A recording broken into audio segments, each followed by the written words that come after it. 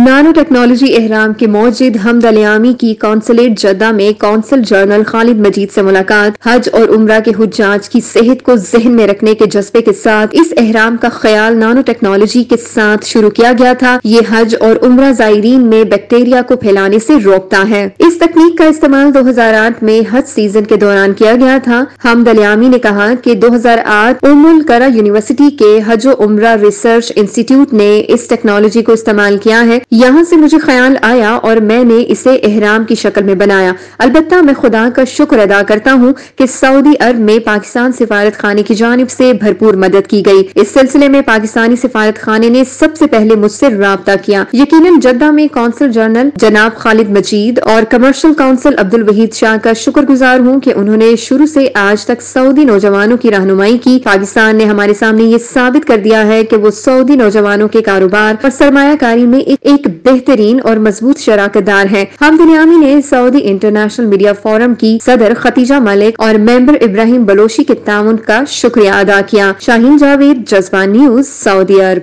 Immigration اور تارکین وطن کی خبروں سے باخبر رہنے کے لیے ہمارا یوٹیوب چینل سبسکرائب کریں اور بیل آئیکن کو کلک کریں۔ گولف ریزیڈنشیا، نیو کھاریاں، زندگی کی ہر سہولت سے آراستہ، خوشیوں کی راہ گزر ہر راستہ، جدت سے مزین ہر گھر، حیرت کی دنیا ہے یہ نگر۔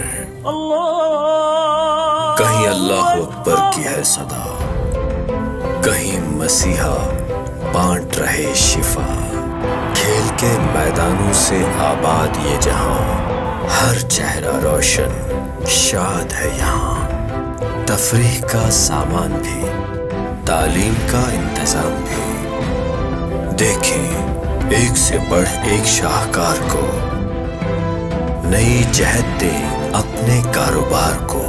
18 ہولز کے وسیع ترین گولف کورس کے ساتھ گولف ریزیڈنشیا، نیو کھاریاں، آسائش سے بڑھ کر۔